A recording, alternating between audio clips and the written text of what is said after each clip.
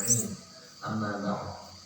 Jamaah Assalamualaikum warahmatullahi wabarakatuh. Allah Subhanahu wa taala, kita bersyukur kepada Allah Subhanahu wa taala atas segala nikmat-Nya yang Allah karuniakan kita di pagi ini masih diberikan kekuatan untuk beribadah di waktu-waktu yang mustajabah.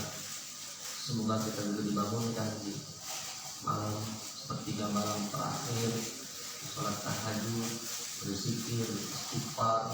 Kemudian kita juga dikuatkan untuk menuju mushola ini, sholat subuh berjamaah, diawali dengan sholat sunnah 2 rakaat fajar, dan ditambah lagi dengan kita mengikuti majelis ilmu.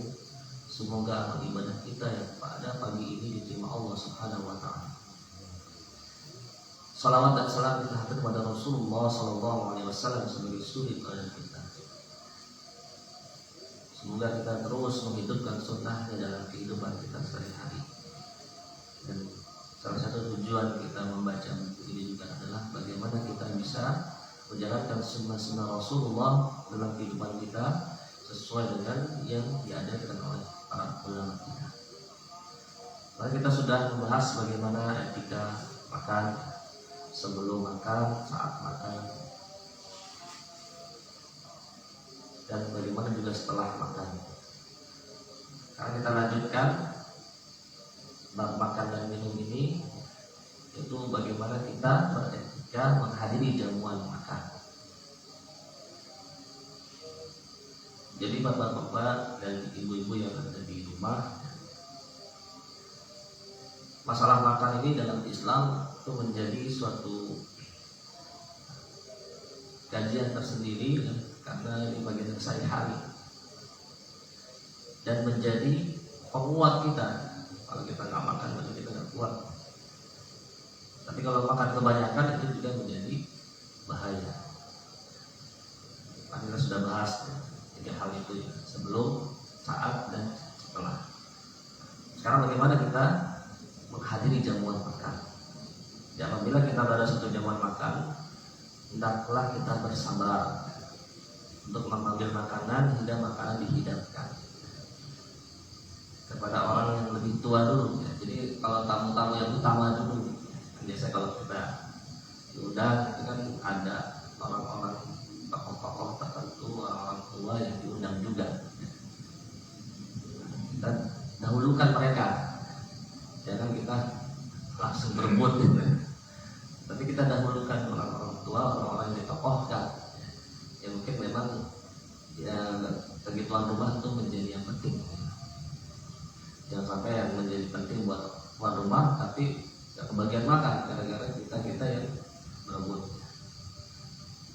Nah, kalau kita yang jadi pemimpin satu kelompok, menjadi orang yang tua, ya, apa ini kemariator. Jadi kita semua mungkin sudah menuju tua ya gitu. Artinya kita sudah menjadi tokoh, ya Pak Pur kan jadi tokoh.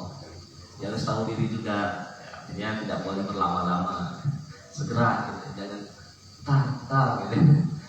Gara-gara kita tar jadi yang lainnya udah lamaan makannya. Jadi kalau kita memang dituakan undangan khusus, ya, segera kita disuruh makan langsung segera, karena kita yang memulainya, kita yang bikin lama. Kemudian hendaklah di dalam jamuan itu kita berbicara hal-hal yang baik. Ini jangan sampai jamuan makan jadi wasak-wasak, jadi tempat gosip gitu ya. Jadi tempat-tempat justru kita saling memfitnah. Jadi disunahkan kita membicarakan hal-hal yang baik, yang membangun. Kita tidak boleh bersumpah atas makanan yang untuk dimakan. Hasan bin Ali radhiyallahu anhu berkata, makanan itu terlalu hina untuk disumpahi, tetapi tidak menjadi masalah apabila ada seorang yang mengulangi perkataannya untuk mempersilahkan makan hingga berkali-kali. Ini enak nih, silakan. Tapi sumpah ini enak, nah, itu nggak boleh. Tapi kalau ini enak nih silakan, itu nggak apa-apa. Tapi kalau sumpah ini enak, ya, itu tidak juga. Apabila ada orang lain yang menghormati kita dengan menyajikan wadah untuk basuh tangan, maka hendaklah kita terima. Jadi kalau di penjabat itu ada yang menawari kita makan gitu kan, itu langsung ambil gitu, menghormati. Dia itu berbuat seperti itu adalah menghormati tamu karena perintah Allah. Nah, jadi kita hargai dia sedang beribadah. Jangan malah kita nggak usah gitu. Inginnya tawadu, inginnya nggak ini gitu ya, biar nggak disangka apa namanya maruk gitu kan ya. Tapi justru itu adalah bagi kita menghormati orang yang sedang beribadah kepada Allah. Jadi kalau kita ditawari langsung kita bersegera mengambil. Jadi dia senang. Pada suatu hari Anas bin Malik dan Sabit al-Badani berkumpul. Anas kemudian menyajikan bejana untuk membasuh tangan kepada Sabit, namun ia menolak. Kemudian Anas radhiyallahu anhu berkata, jika saudaramu menghormatimu, maka terimalah penghormatannya dan jangan menolaknya, karena dengan begitulah ia menghormati Allah Subhanahu wa taala. Ya, kalau ada yang nawari, langsung kita ambil. Dalam hal ini kita boleh membasuh tangan bersama-sama dalam satu bejana. Hal itu merupakan perbuatan yang mendekati sikap tawadhu. Karena kalau kita tidak mau seolah jijik kita sama saudara kita yang lain. Tapi itu satu persatuan. Kita pun diajarkan untuk mengumpulkan air basuh di dalam satu bejana. Nabi SAW bersabda, hendaklah kalian membasuh tangan-tangan di satu tempat, semoga Allah menyatukan kalian semua. Jadi rasa persaudaraan itu rasa humble, rasa ya gitu ya, dekat gitu ya. Tapi kalau kondisi sekarang jadi nggak bisa gitu ya. Ini kondisi normal. Pada jamuan makan, tuan rumah sebaiknya menuangkan sendiri air kepada tamu-tamunya. Ini lebih bagus, lebih berpahala lagi kalau tuan rumahnya langsung dengan mengedarkan tempat air ke sebelah kanan. Selain itu tuan rumah juga hendaknya tidak melakukan hal-hal yang tidak disukai oleh para tamu. Misalnya memandangi mereka ketika makan. Wah, ini makannya banyak dilihatin. Jangan dikantongin ya sama dia. Curiga gitu. Itu tidak boleh. Tidak boleh melakukan sesuatu yang tidak disukai oleh tamu. Misalnya memandangi mereka ketika makan, menggoyang-goyangkan tangan dalam mangkok, atau berhenti makan sebelum mereka selesai makan hanya untuk menampakkan bahwa ia makan sedikit. Jadi tuan rumah mencontohkan makan sedikit, biar yang lain juga ikut makan sedikit. Jadi itu kita ikut makan sedikit. Ya, misalnya ada orang yang bajunya kurang bagus dilihatin, gitu. Itu tidak sopan, tidak boleh ya. Kita harus justru memberikan kesenangan. Kita sudah berkorban ya dengan menginfakkan harta kita beri makanan, ada effort kita mengundang. Jangan sampai nanti dirusak gitu dengan hal-hal sepele.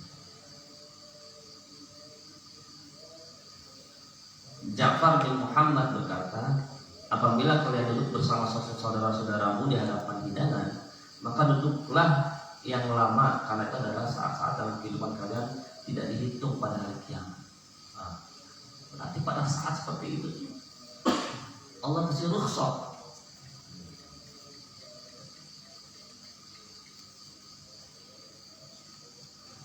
Jadi kalau kita sedang bersama dengan saudara-saudara kita itu adalah waktu kita rileks ya. Allah berikan kesempatan kita untuk beribadah, untuk istirahat. Bahkan di sini dikatakan Ja'far mengatakan bahwa di saat-saat kehidupan kalian tidak dihitung pada hari itu. Ini satu yang dirukhsahkan oleh Allah SWT. Rasulullah SAW bersabda, la tazalul malaikatu tusalli ala ahadikum ma damat ma'idatuhu mawdu'atun baina yadayhi hatta turfa'. Para malaikat senantiasa mendoakan salah seorang dari kalian selama hidangannya terletak di hadapannya hingga diangkat. Jadi zaman makan itu banyak pahala, banyak ibadahnya. Baik yang menjamu dan juga yang datang. Hasan berkata, setiap nafkah yang dibelanjakan seorang bagi dirinya, bagi orang tuanya, serta bagi orang-orang yang ditanggungnya akan dihisab, kecuali nafkah yang diberikan kepada saudara-saudaranya berupa makanan, karena makanan itu akan menjadi penghalang api neraka bagi dirinya. Jadi justru makanan yang kita berikan kepada tamu-tamu kita itulah yang akan menolong kita di hari hisab nanti, yang menghalangi kita dari api neraka. pantesan ya kalau kita membaca ini ya. Ini kan memang buku rujukannya para ulama kita namanya. Pantesan kita itu di Indonesia tuh banyak kegiatan-kegiatan yang ya mereka makan-makan, tahlilan makan-makan, syukuran makan-makan gitu ya. Kita baru pindahan makan-makan, baru ini ada naik jabatan makan-makan. Jadi itu seperti itulah ya, ya syariat Islam. Sunnah-sunnah Islam yang memang di masyarakat seperti itu. Nah untuk ulama kita menambahkan dengan zikir tahlilan ya. Jadi udah makan-makan untuk pahalanya, ditambah lagi dengan kita berzikir kepada Allah. Jadi luar biasa pahala. Makanya orang-orang kita itu ya walaupun orang awam segala macam, kita kadang lihat ya orang biasa-biasa tapi akhir hayatnya enak gitu ya. Oh karena dia memang sering ngikutin, misalnya ada jamuan makan dia sering datang, ada tahlilan dia sering datang. Ilmu kurang, tapi dia di masyarakat seperti itu. Ternyata Allah mudahkan hidupnya. Dan itulah sunnah ya. Kita yang merasa berilmu itu ngapain sih? Dengan kita sholat di rumah, ngapain sih? Dengan kita ngaji sendiri, ngapain sih? Justru itu yang keliru gitu ya. Justru pahala berlimpah, rahmat Allah melimpah di kondisi-kondisi kita dalam kondisi berkumpul dengan masyarakat, hidangan-hidangan jamuan dari orang-orang yang sedang bersyukur gitu ya. Bahkan Ali radhiyallahu anhu berkata, saya lebih suka mengumpulkan saudara-saudaraku untuk makan satu saat. Misalnya ada makanan sedikit, kita makan bareng-bareng, itu lebih disukai daripada memerdekakan seorang budak. Itu apa? Luar biasa ya, keberkahan dan pahalanya sampai Ali sendiri mengatakan seperti itu. Tapi zaman sekarang kita mau memerdekakan budak yang mana? Tidak ada. Tapi kita masih ada untuk menjamu tamu makan gitu ya. Nah juga kita tidak dibolehkan kalau seandainya 40 tetangga kita ada yang kelaparan. Nah dengan kita sering mengadakan jamuan makan, itu mungkin bisa menghindari hal. Para sahabat selalu berkumpul untuk membaca Al-Quran. Nah, kayak kita bareng-bareng membaca Al-Quran. Ternyata itu juga dilakukan oleh sahabat, gitu, membaca Al-Quran bareng-bareng. Di sini malah disalahin. Nah, justru zaman para salafi itu justru seperti itu para sahabat, bareng-bareng ngumpul. Gitu. Karena kalau sendiri-sendiri itu kan effortnya lebih banyak ya. Kalau setan itu semakin banyak melindungi dia. Tapi kalau kita bareng-bareng, setannya juga kabur. Ya. Jadi lebih mudah, Allah memberikan memudahkan. Dan berkumpul membaca Al-Quran. Jadi para sahabat selalu berkumpul untuk membaca Al-Quran. Dan tidak menghentikan bacaannya, kecuali untuk bersama-sama memakan makanan. Nah, berarti kan seperti itulah para sahabat. Kumpul, baca Quran, terus setelah itu diakhir dengan. Nah seperti ini sekarang kita habis ngaji, selesai kita makan. Ini sudah Rasulullah. Para sahabat melakukan hal itu. Jadi ini juga bukan sekedar kita baca kitab punya pahala, tapi saat kita makan ngumpul itu juga luar biasa pahalanya. Bahkan itu waktu yang tidak dihitung di hari kiamat. Artinya kan kita kalau di dunia ini apalagi zaman fitnah, kita diem saja itu bisa jadi ada dosa. Kita diem aja. Karena kita diam, ternyata di sebelah kita, di dekat rumah kita ada kelaparan, kita dosa juga. Kita pikiran kita tiba-tiba melayang ke menjelekan orang, dosa juga. Jadi selalu ada dosa, makanya kita harus istighfar. Nah, ini ada satu waktu yang benar-benar tidak dihitung di hari kiamat. Itu saat kita bersama-sama dengan para saudara kita orang-orang beriman, maka relax ya. Nah, setiap kita baca Quran bareng-bareng tadarus selama itu diakhiri dengan seperti itu. Ini sudah Rasulullah SAW. Ada para habib, para habat itu senang banget ya, ngumpulin orang-orang makan. Ya. Rezekinya bukan habis, malah terus melimpah.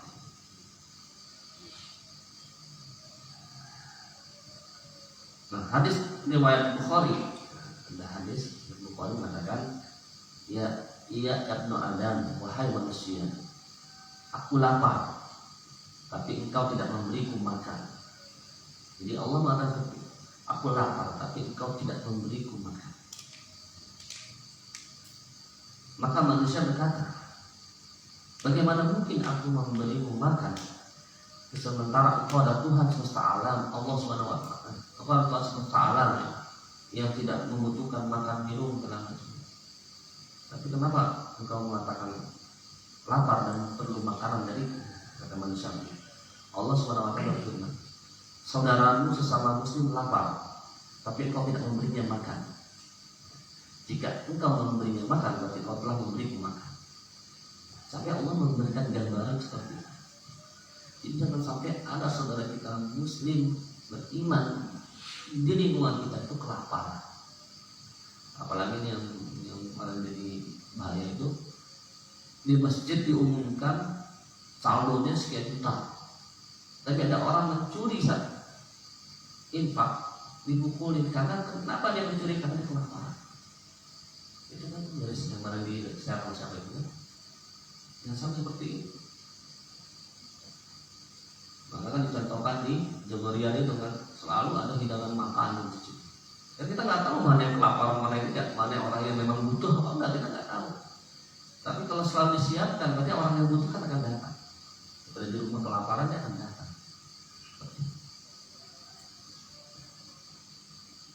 Kalau kita mungkin di komplek ini ya tidak terlalu melihat ini. Artinya kalau untuk makan minum kadang tidak ada masalah.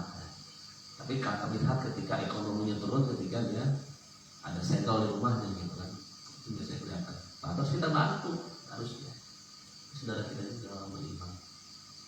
Ya, karena kita nggak tahu namanya rezeki itu kan Allah menentukan dan sebagai ujian. Ketika orang mendapatkan ujian dengan kesusahan, itu harus kita mampu. Tapi alhamdulillah di tempat kita ini ya, dipimpin oleh Pak Pur ya, selalu kita sama-sama gotong royong ketika ada yang sakit, langsung turunan. Ini harus kita teruskan kebiasaan kita. Tidak hanya karena kopi, tidak hanya karena itu, karena sesuatu apapun kita harus bantu sama muslim. Jadi kalau ada kelaparan di lingkungan kita, itu Allah marah kepada kita. Sampai Allah mengatakan seperti itu. Nah, Rasulullah SAW bersabda, sesungguhnya di dalam surga itu ada kamar-kamar yang bagian luar terlihat dari dalam, dari dalamnya keluar bagian luar. Artinya sesuatu yang sangat luas dan sangat indah ya, menggambarkan seperti itu. Allah menyiapkan kamar-kamar itu bagi siapa saja yang berbicara dengan santun. Jadi mulutnya itu sangat nyaman bagi orang santun. Memberi makanan dan sholat pada waktu malam ketika orang tidur. Jadi Allah berikan kamar-kamar istimewa itu bagi orang-orang yang berbicara santun, memberi makan dan sholat yang mulai. Artinya memberi makan itu sederajat dengan qiyamul lail. Pertama berbicara santun, jangan sampai ngomong kita itu justru menyakiti orang. Ini kita harus berusaha omongan kita itu ya jangan sampai menusuk hati orang, itu bahaya. Kita istighfar sampai beratus-ratus, kalau ada orang yang sakit itu tidak akan diampuni sampai orang itu ridho pada kita. Tapi kalau kita salah karena kepada Allah, itu Allah sangat memaafkan. Maafnya Allah itu melebihi dari apa yang di dunia dan di sisi. Tapi kalau orang yang kita sakiti, itu kalau belum ada ridho dari orang itu, masya Allah, tetap akan diadili nanti di hari kiamat. Makanya kita hati-hati dengan hablum minan nas ini. Makanya kita harus latihan. Kalau kita berbicara itu kita harus latihan. Ketika orang berbicara apa kita bicarakan.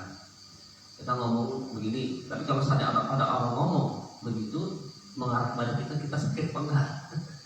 Itu karena kita harus latihan. Karena kita terkadang manusia itu ya tidak sadar, tidak ngerti kalau yang dia itu salah dalam berbicara. Nah, itu masalah.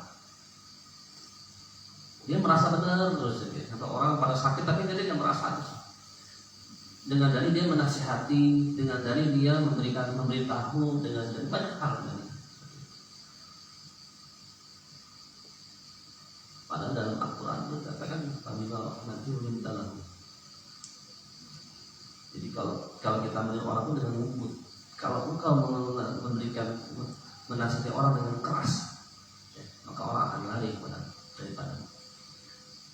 Jadi kalau kita berdakwah itu harus minimal orang yang tidak menerima dakwah kita itu tidak sakit hati, tidak menerima aja gitu, bukan malah kesal. Nah ini kan repot begitu, kamu salah. Nah ini yang membuat jadi orang itu bukan sekedar tidak menerima dakwah, tapi menjadi kesal pada orang yang menyampaikan. Nah itu tidak boleh. Dalam Al-Quran dikatakan itu dalam surah Al-Imran, "Habibur rahmati wa ta'ala dan fadl qalil fadlu min hawlik."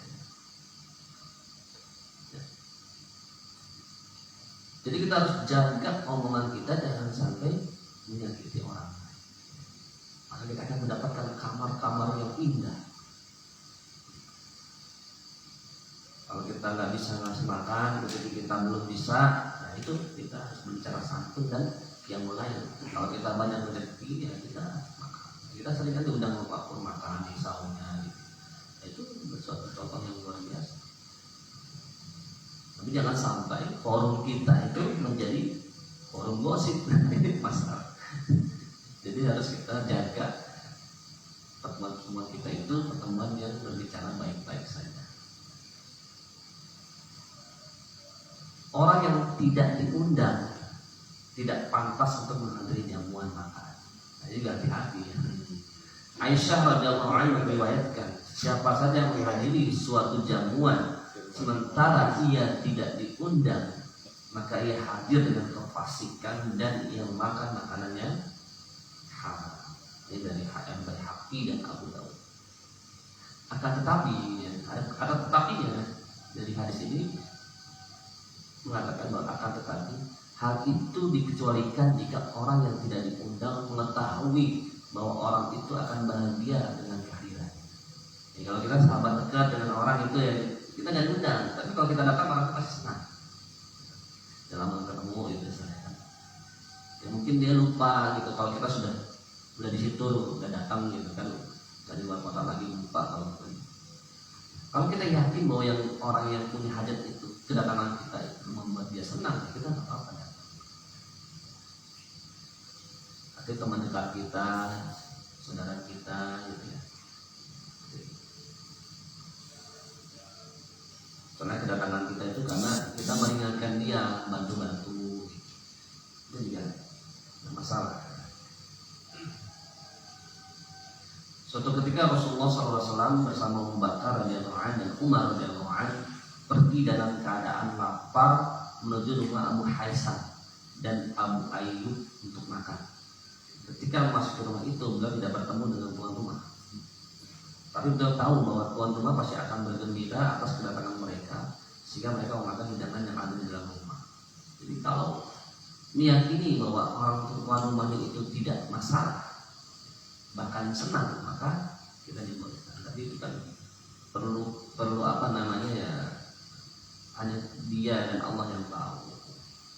Dan itu urusannya adalah urusan hati. Makanya ini juga pelajaran buat kita. Ketika ada seseorang itu melanggar dari hadis yang kita pahami, jangan kita memvonis dia salah. Bisa jadi ada hadis lain yang diamalkan yang kita belum baca, yang kita belum mengerti.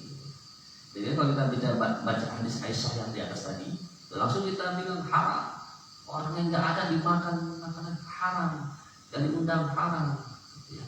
Tapi ternyata ada hadis lain yang mengatakan seperti yang berbeda, tapi sebenarnya pengecualian. Jadi kalau kita memahami satu hadis, satu hukum, ada orang yang berbeda dengan hukum itu, janganlah kita vonis salah, tapi kita klarifikasi. Kalau dia orang yang paham, mungkin dia bisa menyampaikan maksud. Tapi kalau dia tidak paham, mungkin saya ngikutin si A, mungkin si A yang memiliki pemahaman. Jadi ketika tinggal kita nasihati ya. Saya punya pemahaman seperti ini, silakan dipahami gitu ya, biar tahu mana yang benar, mana yang sesuai. Itu aja nasihat. Jangan apa-apa. Jadi apa yang dilakukan itu lebih benar daripada yang kita pahami. Karena ilmu agama itu sangat luas. Hadis itu sampai ribuan, ratusan ribu. Kalau kita cuma pegang satu hadis dan kita anggap itu adalah sesuatu yang benar saja, ya kayaknya tidak. Nah itu tidak. Nah para ulama ketika dia menanyakan sesuatu hal, ada perbedaan antara dua ulama, maka yang diambil adalah ulama yang memiliki hafalan hadis lebih banyak. Biasanya begitu. Yang diambil rujukan adalah yang paling banyak hafalan hadisnya, karena pasti dia akan lebih luas memahaminya sesuatu itu. Kalau hafal Quran sudah pasti ya gitu. Ulama pasti hafal Quran sudah pasti hafal Quran. Nanti kalau dalam hadis yang dia pahami, itu yang menjadi rujukan. Bahkan orang ulama-ulama yang sama-sama hadisnya hafalannya tinggi ya, seperti Imam Hambali, Imam Ahmad ya, Syafi'i, mereka berbeda dan mereka saling menghormati apa yang, karena cara merujuk hukumnya itu yang mungkin sedikit berbeda. Banyak contoh-contoh yang pernah saya sampaikan di sana. Jadi sekali lagi kita harus bijak dan harus menjaga mulut kita. Jangan sampai dari kita menasihati orang, dari membenarkan, menasihati orang, membenarkan orang, itu justru membuat orang itu jadi sakit karena ucapan kita. Kita menasihati orang itu suatu pahala yang luar biasa. Kalau seandainya dia sampai mengikuti nasihat kita, apa yang dilakukan dia karena nasihat kita juga dapat pahala. Tapi kalau karena nasihat kita dia sakit, itu pun menjadi dosa yang belum bisa hilang sampai dia ridho kepada kita. Nah, jadi harus hati-hati. Nah, kita kembali, salah satu etika bertamu lainnya adalah tidak mengusulkan makanan yang akan dihidangkan. Ini kita beri. Pak Pur, kemana Thailand? Tadinya singkong Thailandnya ya, ntar ya. Mesti ke Thailand dulu dia.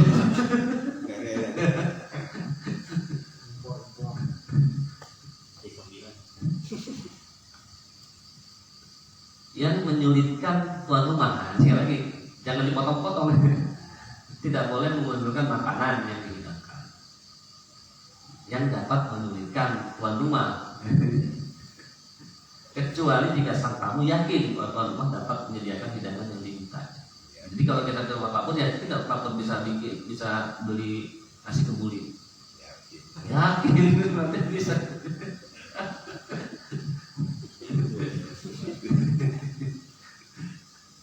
Jadi kalau kita yakin tuan rumah itu dapat menyediakan hidangan yang diminta, nah ini keyakinannya gitu. Jadi karena faktor kedekatan itu bisa. Kita sangat mengenal sekali Pak Pur gitu, kemampuannya segala macam, rasa ininya, kebaikan. Bisa lebih gampang, kita bisa menyatakan seperti itu. Tapi kalau kita nggak kenal, nah itu masalah. Jika tuan rumah menawarkan dua pilihan makanan, maka pilihlah salah satu makanan yang lebih mudah disediakan oleh tuan rumahnya. Tetapi dalam hal ini tuan rumah boleh mengucapkan pertama. Nah, kalau dia orang yang memiliki kemampuan lebih, dia bisa mengucapkan, usulkan jenis makanan yang kalian inginkan. Nah, tuan rumah yang memberikan tawaran seperti itu mendapat pahala yang berlimpah. Kata Abidin ya, silakan pilih nih, daging banyak, pilih banyak gitu. Sampai bisa ngomong begitu, pahalanya luar biasa.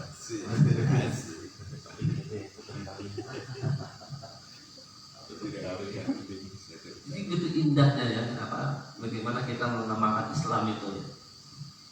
Seperti itu kan, hubungan antara tetangga, salah makanan. Jadi saling menyenangkan dan Allah berikan ganjaran yang luar biasa. Diriwayatkan oleh Jabir radhiyallahu anhu, Rasulullah SAW pernah bersabda, barang siapa yang memberikan kenikmatan kepada saudaranya dengan memberi makanan yang disukai, maka Allah akan membalasnya dengan sejuta kebaikan. dan menghapus sejuta kesalahan darinya. Masya Allah. Serta meninggikan derajatnya hingga sejuta derajat. Dan Allah Subhanahu wa taala memberinya makanan dari 3 surga, yaitu surga Firdaus, surga Aden, dan surga Khuld. Masya Allah. Jadi kalau kita memberikan kenikmatan pada orang beriman, Masya Allah ganjarannya kita. Ini diriwayatkan oleh Jabir radhiyallahu anhu. Hadis ini luar biasa kalau kita paham. Sekarang kita baca hadis tentang ibadah aja gitu, ibadah makhluk, tentang sholat dan ini. Karena bukunya lengkap ya. Orang kalau memahami buku ini tuh dia akan menjadi orang yang santun dan orang yang tetangganya terjaga dari lidahnya, bahkan akan mendapatkan kenikmatan, dan ketika orang yang mendapatkan nikmat dia akan mendapatkan. Ini tadi pemahamannya luar biasa. Ya, ini buku ini yang dipahami oleh para ulama-ulama kita, ulama-ulama Indonesia. Makanya banyak tahlilan, makan-makan, syukuran. Kalau buku yang lain yang kita tahu kan, itu semua salah sini salah, bingung kan. Islam gimana ya, salah itu salah. Akan tetapi tuan rumah tidak boleh berkata, apakah saya akan memberimu makan? Menyakitkan. Gitu, Abang datang, kamu mau kasih makan dulu. Ini bahasa kita gitu ya. Ini bahasa hadis ya. Apakah saya akan memberimu makan? Kalau bahasa kita, kamu mau kasih dulu. Itu nggak boleh. Walaupun bercanda, kan kita bercanda ya. Tapi kata-katanya tidak boleh kita sampaikan kepada tamu kita. Udah capek-capek datang gitu, kesel. Sebaiknya tuan rumah langsung saja menghidangkan makanan. Jika tamu menyukainya, maka ia dapat memakannya. Tapi jika tidak suka, maka diangkat. Jadi kalau ada misalnya makmur kita ajak makan gitu ya, kita subi gulai kambing depannya, nggak dimakan, jadi udah kita ambil dari yang lain, singkong rebus atau dimakan, ya. Bukan dengan doyan, tapi lagi tinggi darah.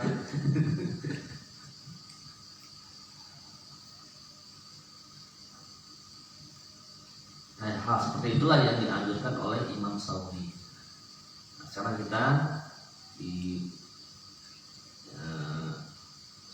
bab yang terakhir dari makan dan minum, etika ketika menerima tamu. Rasulullah SAW bersabda, janganlah kalian memaksa diri untuk menerima tamu, biar kalian membencinya. Karena barang siapa yang membenci tamu, sungguh ia pun telah membenci Allah SWT. Dan barang siapa yang membencinya, maka Allah pun akan membenci.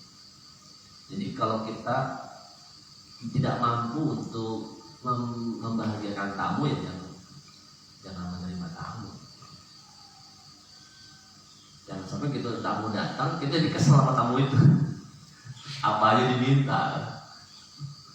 Udah terkenal nih kalau dia namu, apa aja diminta.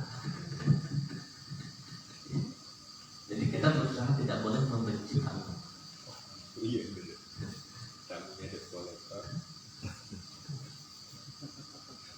Hukum memenuhi undangan adalah sunnah, baik bagi orang miskin maupun orang kaya.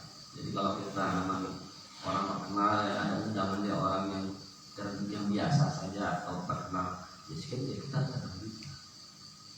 Sunnah ya. Jangan tentang kaya harus orang kaya juga yang undang ya. Yang level makanannya. Bukan masalah makanannya, tapi pahala keberkahannya itu yang. Di dalam Taurat dan kitab suci lain diaturkan oleh Allah SWT disebutkan, berjalanlah 1 mil dan jenguklah orang sakit, berjalanlah 2 mil dan antarkanlah jenazah, berjalanlah 3 mil dan penuhilah undangan. Nah, ini menunjukkan bahwa undangan itu sesuatu yang penting. Rasulullah SAW bersabda, seandainya aku diundang ke Kiro, jauh kan pada saat itu Kiro, saya akan memenuhinya. Bukhari, Ahmad, Tirmidzi dan Ibnu Majah. Seseorang sebaiknya membatalkan puasa jika dia berpuasa sunnah karena menggembirakan hati seorang lebih utama daripada berpuasa sunnah. Jadi kalau janjian aja nih, kalau lagi puasa sunnah, Pak Amir undang saya dong. Puasa sunnah, tapi lapar gitu. Insya Allah nggak tahu lagi gitu itu modus. Jadi kalau kita berpuasa tanpa diketahui oleh tuan rumahnya ya. Tapi kalau tuan rumahnya tahu, oh lagi puasa ya maaf ya, kita jangan dibuka.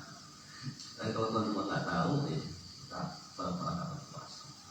Tapi kalau lagi udah, oh ini puasa maaf yang puasa ya. Sudah puasa terus ya. Kesel ya.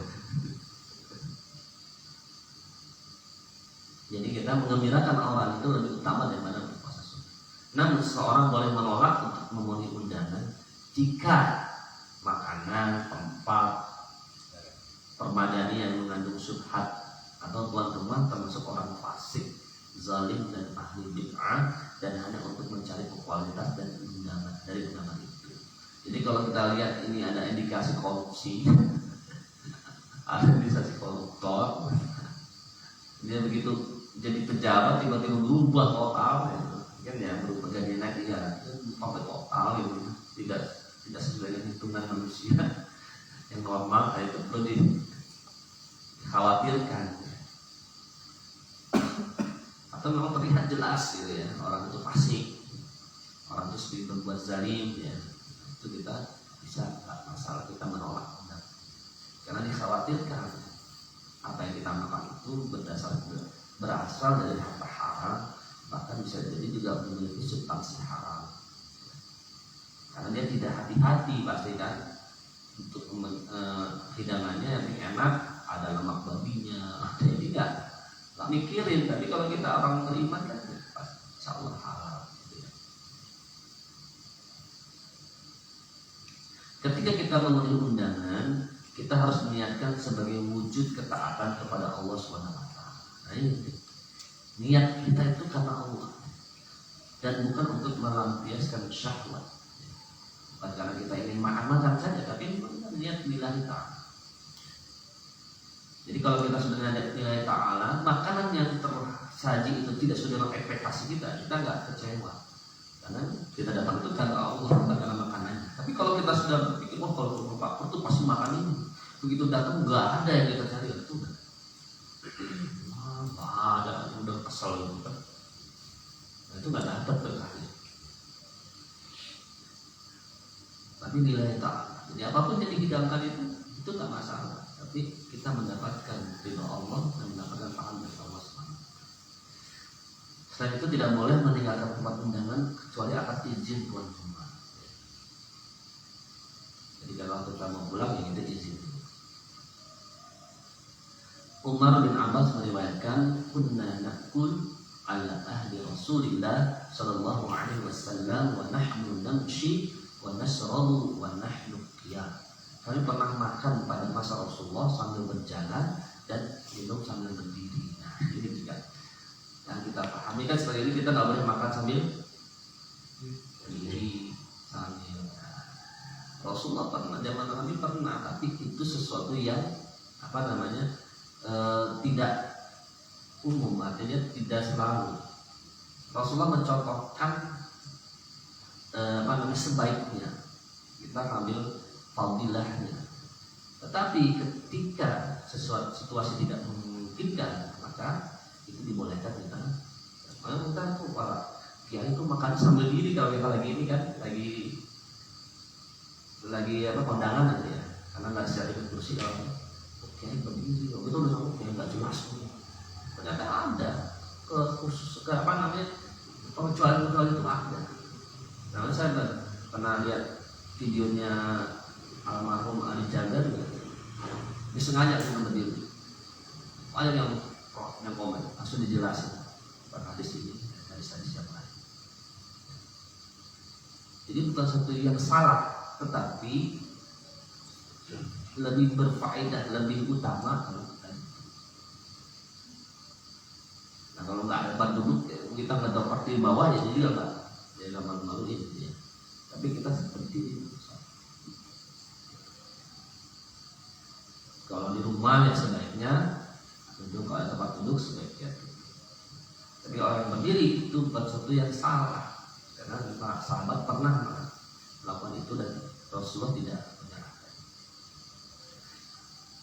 Tadi hadis yang disampaikan oleh Ali Jabir malah Rasulullah yang pernah berdiri. Tapi saya nggak baca. Nah, kalau ini kan setelah kita baca hadis ayat Tirmidzi dan Ibnu Majah. Jadi demikian bapak-bapak dan ibu-ibu yang di rumah ya, yang bisa saya sampaikan dari buku ini. Semoga ini menjadi memperluas wawasan kita tentang Islam. Bahwa Islam seperti itu ya, sangat memberikan keberkahan bagi kehidupan bermasyarakat. Kalau kita sering mengundang makan, itu kan kita guyup gitu ya, kita semakin akrab satu sama lain. Dan kalau kita tidak mampu ya, mengundang sebanyak mungkin ya, kita urunan gitu ya, di masjid kita makan-makan di masjid. Jadi kita bisa sama-sama. Kalau kita undang di rumah mungkin ya terlalu berat gitu ya. Kita bisa makan-makan bareng-bareng di musola, habis ngaji kita makan, habis ini kita dan niatkan karena Allah Subhanahu wa taala, insyaallah pahalanya pun bisa melebihi pahala kita ibadah-ibadah yang lain. Dan bahkan sampai waktu yang mendapatkan rukhsah di hari kiamat itu tidak dilihat, tidak dihitung. Jadi kita benar-benar rileks itu, kita ada segala sesuatu di situ kita tidak dihitung. Itu luar biasa. Itulah pemahaman kita dari Islam, dan kita perbanyak, kita perluas. Ya, kalau buku ini nanti sudah habis, ada lagi kita baca.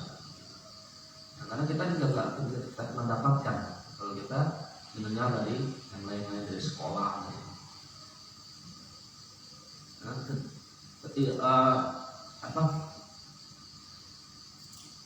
Buya Hamka itu pernah mengatakan, suatu saat dia pulang dari Madinah, dia mengatakan kepada masyarakat, ini salah.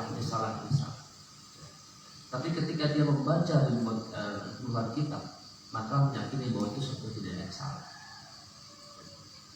Artinya sebenarnya kurang pemahaman aja. Terkadang seperti itu. Jadi syariat Islam itu sangat luas, jangan dibatasi oleh satu pemahamannya, hanya sebagian.